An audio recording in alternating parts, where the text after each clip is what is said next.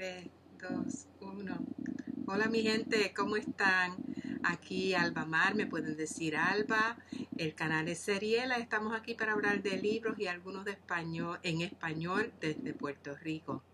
Hi, welcome again to my channel, Seriela. My name is Alba Mar. You may call me Alba, and we're here to talk about books, and some of them in Spanish from Puerto Rico. And have you seen Mel at Mel's Bookland Adventures, her new original tag? Yeah, this is her first tag, her first book tag, and I'm excited about it. You might not think so, but I am, because it's called Choose the Year book tag. And Mel says that some people are a little sensitive about talking about the year that they were born in, but I'm not. And sometimes my youngest daughter would get upset because I have no qualms about talking about my age. I was born in 1950, so that is the year that I have chosen to talk about the books that were published that year. I'm going to start with the books in Spanish because you know that I was raised in the States, and I am trying to fill in the gaps of what I don't know about Puerto Rican literature. So I started looking up the books that were published in 1950, and it was sort of hard because even though there's a generation called La Generación del 50, the generation of the 50s, there are not too many that were published in that exact year. They were published like 2 years before 1950, a few years after 1950. So I'm just going to use the decade, more or less, as a frame for the tag. So the first one that I'm going to talk about is Enrique Laguerre. And even though he published a book in 1951 called Los Dedos de la Mano, Los Dedos de la Mano, The Fingers of the Hand, he published a novel that year. I don't have it, but what I do have is his first work, which is called La Llamarada, which he published in 1935. La Llamarada is a story about the sugarcane workers and their fight for more just working conditions during the 1930s. Now, Enrique Laguerre was a young man when he wrote this book. He had been working as a social worker after he graduated from the University of Puerto Rico. He started working all around the rural areas, and he got to know our campesinos very well. And so he was moved to write the book La Llamarada, talking about their working conditions during very, very poverty-stricken time for all of our island. So that's Enrique Laguerre. Then we have Abelardo Díaz Alfaro. Abelardo Díaz Alfaro wrote Terrazo, which is a collection of short stories, in 1947, 3 years before 1950.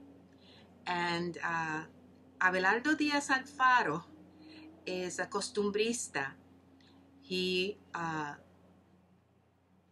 writes about folkloric characters, and his characters were so well known because of these stories that later on, when he started working for the public TV station, they would dramatize his stories, and one of the most famous ones is Santa Claus va a la cuchilla, when Santa Claus comes to one of the barrios, one of the country barrios in Puerto Rico, And he often talked about and wrote about the clash of cultures.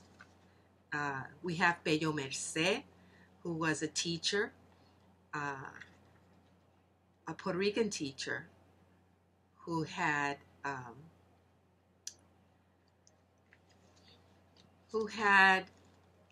ínfulas.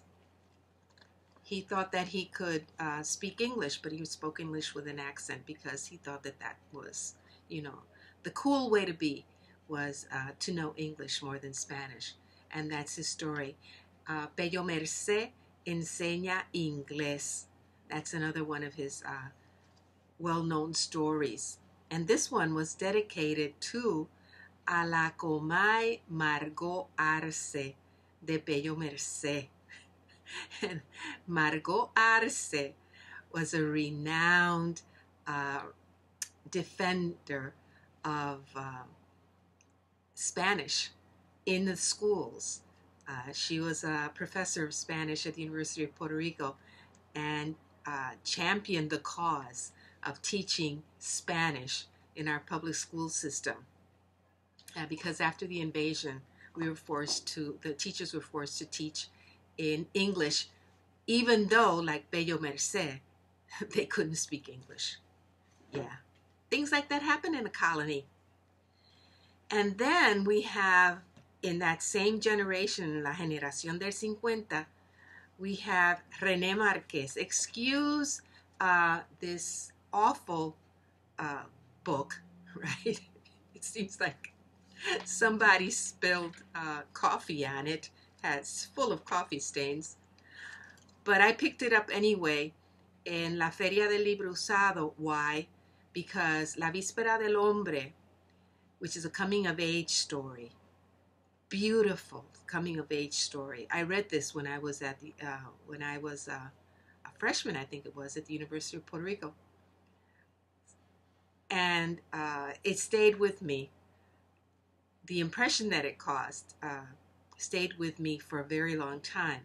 René Marquez was actually a playwright, and I think this was his only novel, but he's most well known for his play La Carreta, and La Carreta is the sine qua non play about the story of the campesinos, the jíbaros, who move from the countryside into the city on a carreta, in an ox cart, and how their life changes in an urban setting.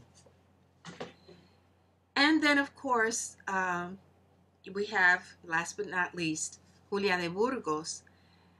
Even though Julia de Burgos wrote before that generation, she passed away in 1953. You've seen her before because of this book, Julia, Poeta Maldita. This is her biography written by another Puerto Rican poet. And this was another book de Julia de Burgos, Yo misma fui mi ruta. I might link down in the description box below one of her last poems, which was written in English, as a matter of fact, while she was hospitalized on Welfare Island in New York City. But I cannot stop here because in that generation, in the 50s, in 1950, he was probably in jail. The poet Francisco Matos Paoli. Francisco Matos Paoli wrote hundreds and hundreds of books of poetry. He was even nominated by the Humanities Department of the University of Puerto Rico for a Nobel Prize many times, several times. And so he was a very prolific poet. But what I didn't know about Francisco Matos Paoli was that he wrote this beautiful, beautiful poem called Canto a Puerto Rico. And one of Mel's questions is, what would I like to read, anything interesting that I would like to read. That was number 3. And that is one of the ones that I would really be interested in reading. His Canto a Puerto Rico, which was written in 1952, as well as his well-known Canto a la Locura. Canto a la Locura is Song to Madness. That's how you translate it. And La Ñapa, the little bit of extra bonus person here, would be Francisco Arriví. Francisco Arriví was a playwright. And what I didn't know about Francisco Arriví is that he wrote the hymn of my alma mater, the University of Puerto Rico. And I will definitely include a clip of the chorus, the choir of the University of Puerto Rico singing El Himno al Alma Mater. And yeah, that one made me cry because our university is under attack and it's being decimated, as is all our public school system, especially after Hurricane Maria. So on to the English ones in 1950. One of them is The Lion, the Witch, and the Wardrobe. And I have this beautiful copy of The Lion, the Witch, and the Wardrobe. And I hope you can see it. This is supposed to be flipped. Anyway. But the funny thing is, I've tried to read this several times during the past years and cannot get into it. I have no idea why, but I cannot engage with this story. Sorry, I love C.S. Lewis. I've read his Christian books, but this one I can't get into it. Then another one that was published that year was 1984 by George Orwell, which I have read before. And I started to reread again before I discovered BookTube. And then somebody reminded me that there is a scene with rats. So I have to gird my loins to reread that part. And then another one published that year that I might be interested in reading because BookTube has whetted my appetite is A Murder Announced, Miss Marple Mystery by Agatha Christie. And another one that I've heard talked about a lot is Georgette Heyer as an author. And that year, The Grand Sophie was published. Then in Mexico, Octavio Paz had his Laberinto de la Soledad published, The Labyrinth of Solitude. I would be interested in reading that one. Y El Llano en Llamas was published in Mexico also by Juan Rulfo. Juan Rulfo wrote that one. And since Sean and Steve and so many other people have talked about Barbara Pym, she published that year Some Tame Gazelle. And I would be interested in reading that one. Definitely, you know me.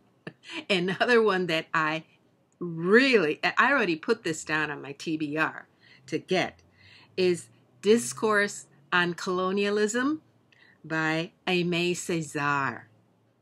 So, I did question number 1. I chose the year. Why? Because that's the year I was born, and I'm not afraid to say that I was born in 1950. The books that I've read, well, La Víspera del Hombre, and Terrazo, and La Llamarada, I've read those, and 1984, and I've read The Lion, the Witch, and the Wardrobe, even though I wasn't too happy about it. And I just mentioned the books that I'd be interested in reading now. The most obscure sounding, and the one I'm not interested in reading, Dianetics by L. Ron Hubbard. Nope, thank you. Strangest book cover?